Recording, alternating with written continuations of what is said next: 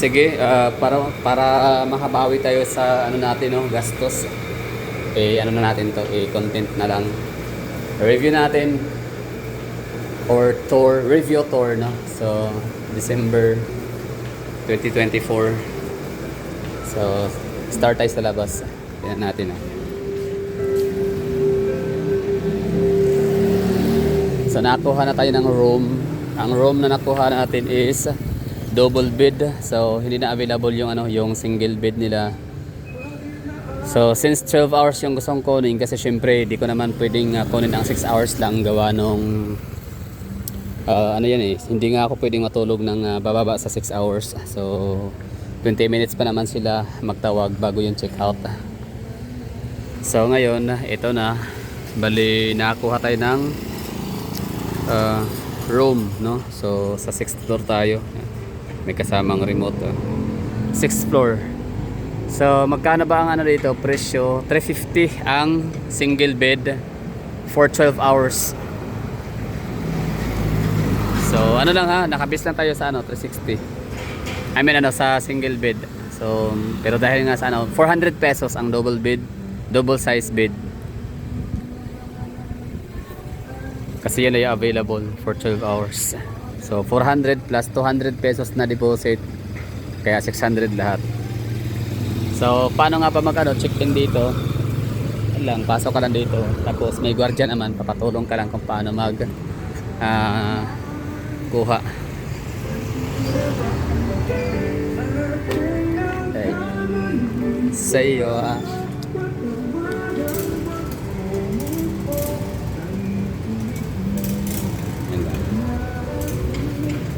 proceed na. Tapos yung presyo nila, this one.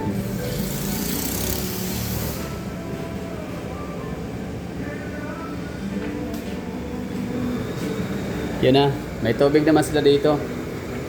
May wifi. Pagkain masarap in fairness Parang Sogo din naman. Pero syempre, mas maganda Sogo kumpara sa Dimorbi. Mas mura nga lang to. Ang Dimorbi. So yan lang, bali tour lang. Sama ko lang kayo. Since dito na lang rin naman na tayo. Dito lang din naman ako. Sama ko na kayo. So dapat nasa 2nd floor ako. Pero nirequest ko na gusto ko sa mas mataas pa, like 8th floor, 12th floor, ganun, no. Sabi ng babae, wala daw silang 7th floor, hanggang 6th floor lang daw. So, may parking space naman sila dito, kaso nga lang maliit, no. Hindi ako sure kung pwede ba dyan ang mga guest. Wala. So, di gumana yung kanilang elevator. So, let's take the stairs na lang.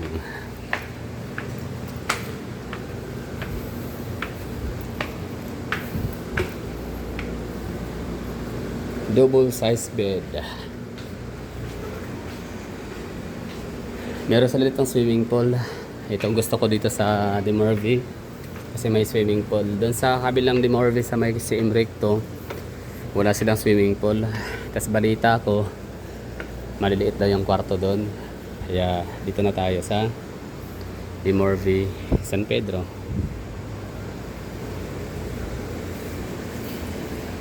Okay, so okay lang, no? Hinga lang ng konti. So, sira yung elevator.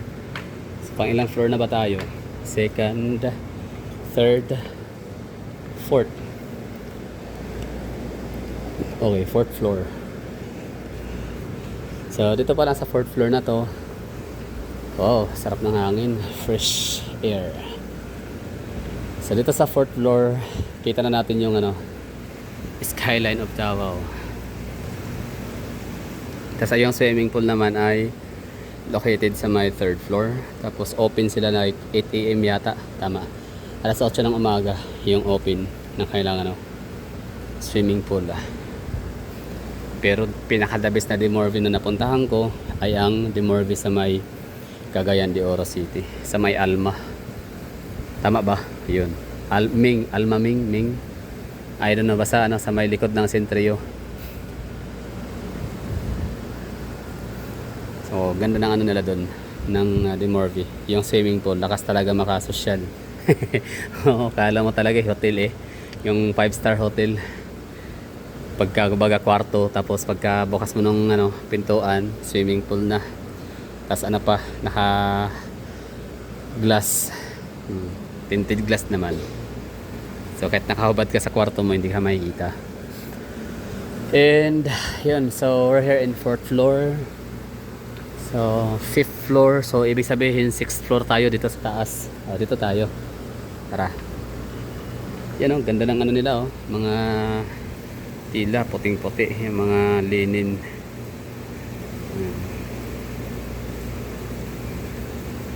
Amoy chlorine. Just ano siya, pag amoy chlorine mabango, di ba? I mean ano, malinis. Double size bed. Yung 200 pesos na deposit, ang purpose nun ay para sa may palamisa pa dito. Ang galing. So ibig sabihin na ang pinakaunang magising or siyang pinaka ano makakaangkin itong ano lamisa. Di ba? Itong upuan. Kape-kape.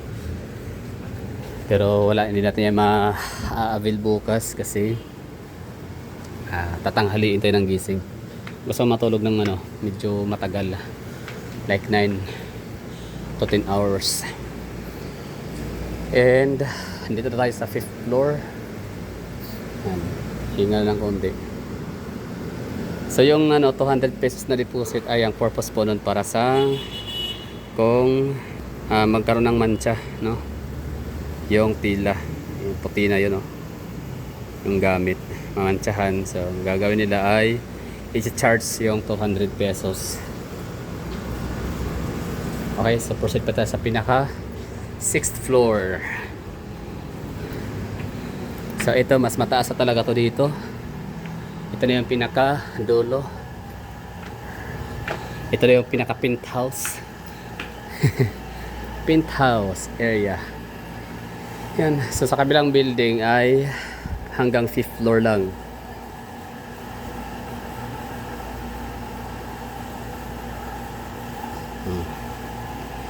So mula dito, tanaw natin yung ano, Big Bang Food Park. Walang tao.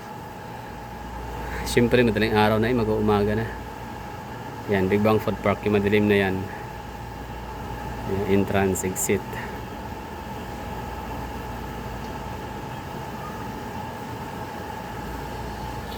And dito naman na area ang Bangkirohan Public Market, Metro.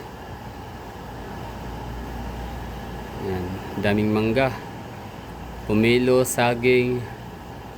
Yan talaga yung advantage kapag ka taga Davao, ang hilig-hilig mo sa gulay at prutas, ma-avail mo siya ng napakamurang presyo, presko pa.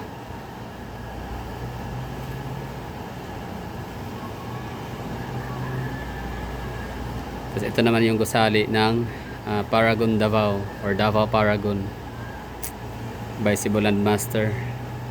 Meron silang lifestyle mall, condominium and hotel tower.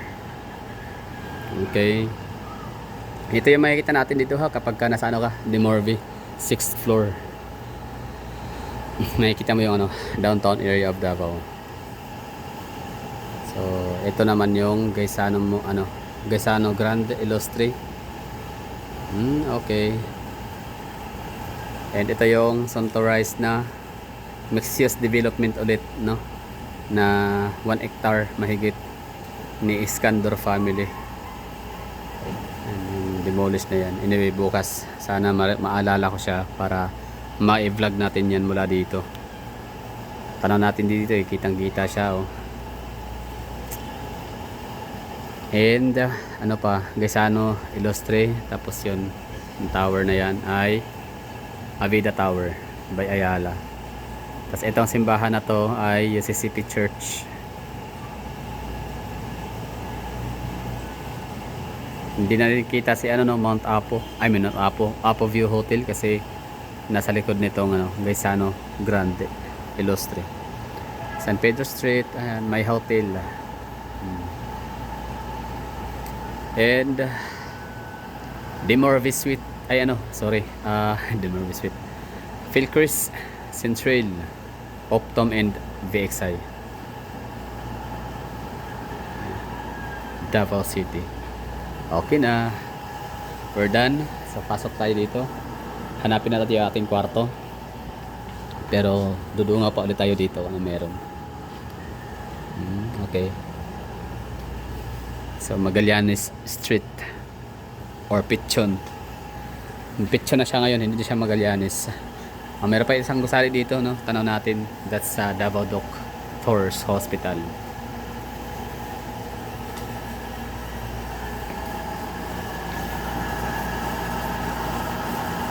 Hanapin natin yung kwarto natin. Gusto ko dito kasi may bintana. So ang ganda lang kasi 6th floor siya, tapos itong mga kwarto na to dito pinakadulo, mas elevated pa talaga siya, no? Parang 6th floor and a half. Tapos ito na. Meron ditong emergency exit.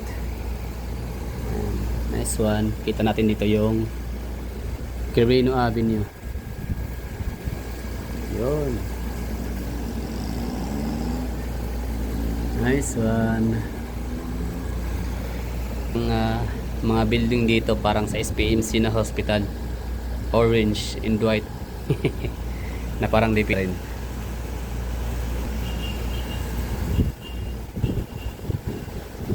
So sa kabila, Bangkirohan Public Market pa din. So ganyan kalaki ang Bangkirohan Public Market. May doon under construction kasi mayroong cranes pero hindi ko alam kung ano yan. Okay, balik na tayo. Nga pala, Vivaldi Residences. Kita natin dito. By Euro Tower. Tama, Vivaldi Residences by Euro Tower. Kapag kayo bumabiyaheng EDSA, sumasakay ka ng MRT, makikita niyo yung Vivaldi Residences. Yun lang din along Aurora Boulevard corner EDSA.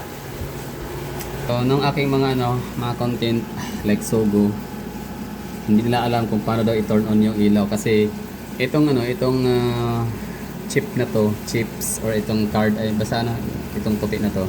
Ito yung insert key for power. Kasi pag walang yan lagay, nag-turn on pa rin naman pala. Aircon, okay, sa aircon. So kahit hindi mo to ilagay pala dito, mag-turn on din naman pala ang ilaw. Yan lang, sa aircon na talaga to. Hindi siya gagana. Okay, so ito na yung kwarto natin. Masikip lang siya. Wow, ganda. Ayos Okay.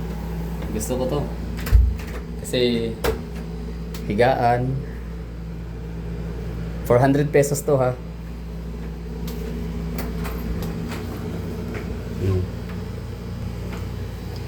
Aray, gagi. Sikip.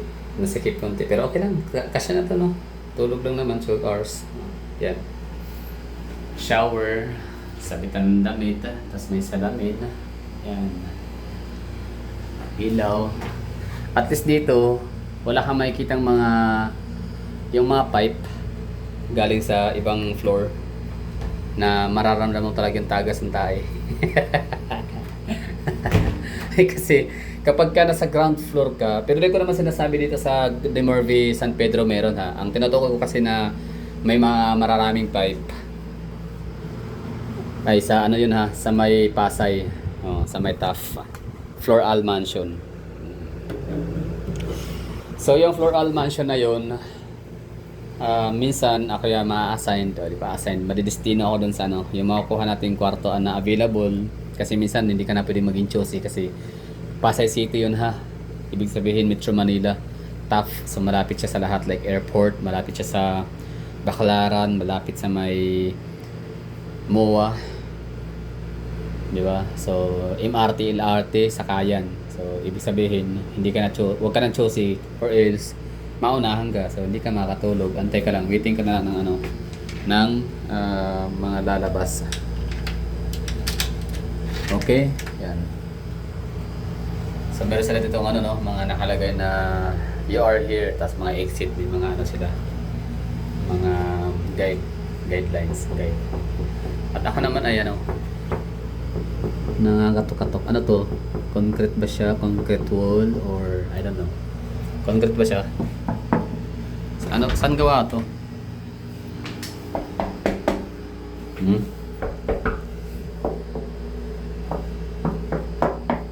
Okay. Siyempre no. Kakatukin mo yan kasi baka mamaya makakarinig ka ng multo sa kabila. Tapos may saksakan. Very good. Tapos may lamisa, upuan. Yan. And syempre yung aking na-request na 6th floor, pinakamataas na floor. Dahil merong tawag nito, merong bintana. Wow, hindi nga lang siya pwedeng i-open, no? Pwede ka mag-open air. Nice one. Sa totoo lang, ang 400 pesos napaka-good na nito. Oh. Yan, bintana, di ba? Wow, sarap. Sarap sa feeling. Kaso nga lang, okay, kala ko di mabuksan. Di ba, pwede ka mag-open air. Yan na, open air na. So ibig sabihin, pwede ka na mag-book dito ng ng pang 1 week. 10 days. Magkano ba 10 days sa kung 400 pesos siya para sa 12 hours. So ibig sabihin, ang 24 hours or whole day ay meron kang babayarang 800 pesos. So meron ka ng hotel for 800 pesos dito sa Dimorvi, sa Davao City. So magkano yung 800 pesos sa 10 araw? So that's 8,000, tama ba? Yun, 8,000. Ay, bobo ko, hindi pala. Tama ba 800? Tama nga, 8,000. So may 8,000 ka na, pwede ka na magstay sa Davao for as low, pwede ka na magstay sa Davao ng 10 days for as low as 8,000 pesos na budget. Di ba? 800 lang, mapatak per night. So air condition. Pero kung mag-Dimorvi ka, magkano ka na lang mga transienta or staycation, kasi may mga staycation dito na tag-800 lang din per day or 900 pesos na may may mga lutuan. Kasi sa 9 days hindi na pwedeng hindi ka magluto, magkape. Pero okay na din naman, depende. Wait lang. So na natin to dito? Turn on. Yan. Okay, so we're done. Okay na tayo sa natin dito, sa ating review tour sa Maya Dimorvi. Ang ganda sa halagang 400 pesos, napaka-decente na niyan tignan, di ba? Yun. Tapos dalawang unan, syempre. Kasi nga double size bed. So ibig sabihin pag single size bed, so mas maliit pa nito, no? Pwedeng ganito lang. Okay. Single size bed 50 pesos yung difference. Okay lang, not bad. Okay na to. Tapos may telepono, tapos meron silang menu. Tawag ka. Tapos dial mo yung 0 para mag-order ka ng kape o pagkain. Or di kaya tawag ka sa yung pwede kang mag-order sa hindi pala. Yung 0 pala para sa counter. Tapos dine in or dial 125 to order. Extra kumot, ganun. So yun, sure na ako na ma-enjoy ko tong stay na to dito. Sarap ang tulog. Time check tayo. So it's 2:45 na madaling araw. So yung check-in natin is 2:30 or 2:00 na lang, no. So mag-out tayo ng 2:00 ng hapon. Yun. Thank you for watching. Sana ay nagustuhan.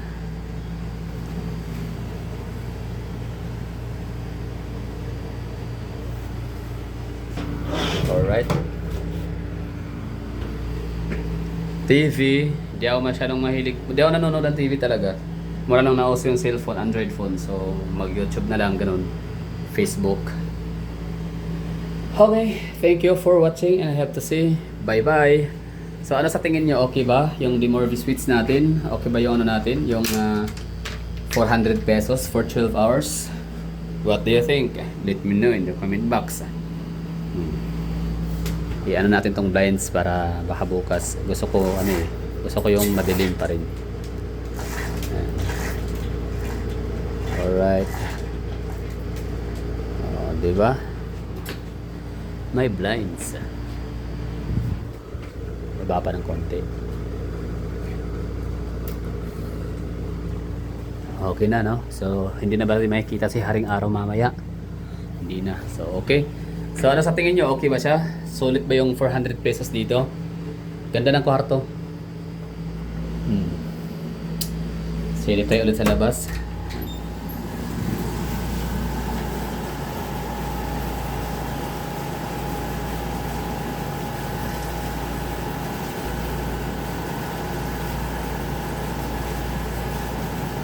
Diba? Ayos, no?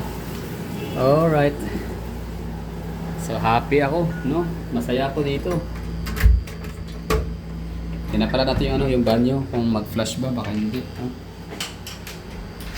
Baka mahina yung tubig dahil nasa pinakamataas. Ay, okay man pala. At diretso dito yun. Sira. Pero okay na yan. Di na mahalaga yan. No? Pwede ka naman dito. Toothbrush o toothpaste, kilamos, di ba? Tapos ito. Yun. Buti naman. Walang kasamang tissue. Sabon wala. Yan pala yung wala dito. Oo. Siyempre 400 pesos, no? Pero pwede ka naman makapag-order. Pwede ka makabili ng sabon or shampoo. Yun, maganda. May table so pwede ka mag-almusal tapos kape. Alright. Thank you for watching. Okay, shower. Oh. So may shower. Okay, yung shower gumana kasi walang tabo at walang balde. Pero may bidet. So, okay lang, no? Okay na. Maraming thank you sa mga nanonood. Ang galing. Malinis.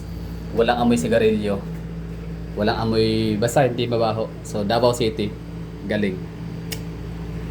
Pag Davao City, hindi talaga pwedeng mag-yosi dito. No smoking. Oh, nakalagay no smoking. Nice one. Only in Davao City. So sa Maynila kasi wala, ang pangit ng doon mga maganda ang mga hotel, maganda ang mga suites pero di more sweet sila. Pero yun nga, hindi maiwasan na maangamoy usok talaga may mga nag-iossi kasi. Pero di ko alam kung lahat ba talaga ng Demorbe sa Pilipinas ay no smoking policy or dito lang talaga sa Davao strictly prohibited ang smoking. Okay, ano sa tingin nyo? Tulog na tayo. Bye! Ay, gusto ko lang maligo siguro. Order tayo ng sabon, shampoo, magkano?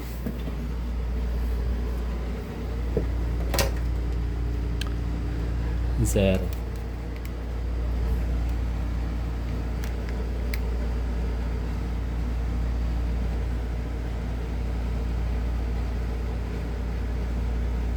Tulog sila, no? Tama. So, hindi nila kaagad sinagot.